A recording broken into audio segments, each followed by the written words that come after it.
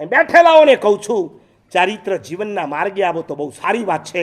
કદાચ ન આવી શકો, જિંદગીમાં ક્યારે આ પાપ નહીં કરતા. શાસ્ત્ર લખે છે પંચેન્દ્રિયની હત્યા.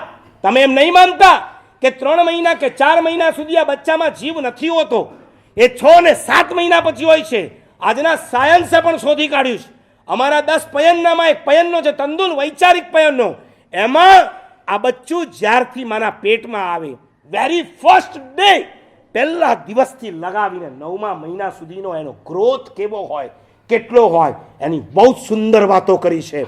અમેરિકાનો પ્રમુખ રેગન, આ રેગનને એક વિડીયો બતાવવા આવી હતી, ધ સાયલન્ટ સ્કીમ, એટલે મૂંગી ચીઝ, અને એમાં એક બાઈના પેટમાં ઉછરતા બચ્ચાને જ્યારે બતાવવામાં આવ્યું, એણે આ 20 મિનિટની વિડીયો જોયા પછી ડિક્લેર કર્યું કે સાયન્સ ખોટું છે, કે 3 મહિના પછી જ બચ્ચામાં જીવ આવતો હોય છે. જે દિવસે માના પેટમાં બચ્ચું આવે તે જ દિવસથી એની અંદર જીવ હોય છે, હોય છે, હોય છે. આજના એબોર્શન કરાવનારા જો એબોર્શન કરાવે તો એને પંચેન્દ્રિયની હત્યાનું પાપ લાગે. એટલું જ નહીં, અમારે ત્યાં કર્મ વિપાક નામનું કર્મ ગ્રંથ છે. 6 કર્મ ગ્રંથમાં પહેલો કર્મ ગ્રંથ, એમાં બહુ ખુલ્લમ ખુલ્લા લખ્યું છે કે જેઓ પંચેન્દ્રિય જીવની હત્યા કરે છે મરીને નરકમાં જાય છે.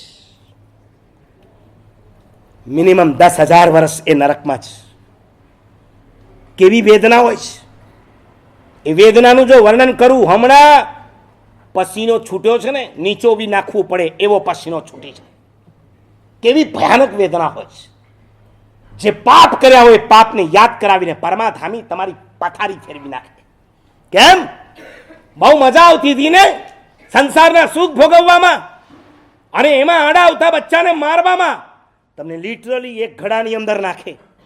તમારું બચ્ચું જ્યારે આ રીતના ઘડા માની કુખમાં હતું ને તમે ડૉક્ટર દ્વારા ખતમ કરાવી નાખ્યું, તમને પોતાને બચ્ચું બનાવીને ઘડાની અંદર નાખે, અને પછી ભાલા જેવી કાતર લાવી ખાચ દેતી અંદર ખોસી નાખે.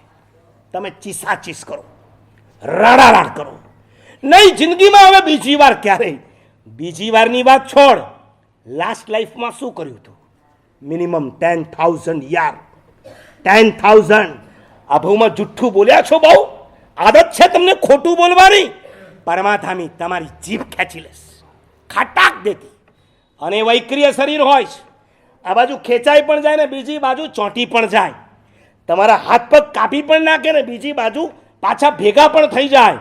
તમે લાખ ઈચ્છા કરો કે આના કરતાં મરી જવું સારું. શાસ્ત્રમાં 4 પ્રકારના આયુષ્યમાં 3 આયુષ્ય શુભના ગણાવ્યા, એક જ આયુષ્ય અશુભનું ગણાવ્યું. તિર્યંજ પણ મરવા માગતું નથી. કોઈ કૂતરું મરવા માગે છે? કોઈ બિલાડી મરવા અરે કીડી જેવી કીડીને પણ મરવું નથી. મરવું ગમે છે? કોઈ મનુષ્ય, કોઈ તિર્યંજ, કોઈ દેવને મરવું નથી ગમતું. મરવાની ઈચ્છા જો કોઈ આ જગતમાં હોય, એકને છે. કોને છે? નરકને છે.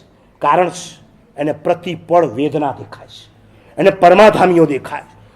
ટોળું આવે, આ દલિતોના જેમ ટોળા આવે છે ને, દુકાન બંધ કરો, ઓફિસ બંધ કરો, એ તો કુછ નથી. બચારા બોલીને ચાલ્યા જાય છે. આ પરમાધામીના ટોળા આવી ભેગા મળી તમને ઉચકીને ફેંકે આમથી તેમ. બહુ ક્રિકેટમાં મજા આવતી ત્યારે તમારે કંઈ સાંભળવું નહોતું. તમને તમારી માં કહેતી હતી જા શિબિરમાં. નહીં, મારે તો ક્રિકેટ રમવા જવું છે. ત્યાં એક પરમાધામી બેટ લઈને બેઠો હશે, બીજો પરમાધામી તમને બોલ બનાવશે, ફેંકશે, અને બીજો પરમાધામી બેટિંગથી તમને ફેંકશે. નવો પરમાધામીને કેચ કરશે. ત્યારે તમને થશે આહાહા, એક ક્રિકેટમાં મારે આટલા બધા કર્મ બંધાઈ ગયા. યસ, ક્રિકેટ કરતાં પણ એ વખતે કરેલો તમારા મા બાપનો અનાદર, તમારા વડીલોની તોડેલી આમન્યા આજે તમને કર્મ બંધાવે છે. તમને નરકની અંદર મિનિમમ 10,000, મેક્સિમમ એક સાગરોપમ. સાગરોપમ એટલે અત્યારે હું તમને નહીં સમજાવીશ. અસંખ્ય વર્ષ, કાઉન્ટલેસ. યુ ડોન્ટ ટ્રાય, એને કાઉન્ટ કરવાની ટ્રાય મત કરો. એક સાગરોપમ, અસંખ્ય વર્ષ, આટલા વર્ષ સુધી નરકની અંદર આજના ટાઈમમાં પણ તમે જઈ અને પીડા ભોગવી શકો છો. અહીંથી મર્યા જો નરકમાં ગયા તો સમજી રાખજો કે આ બધી વેદના સહન કરવાની તૈયારી રાખવી પડશે.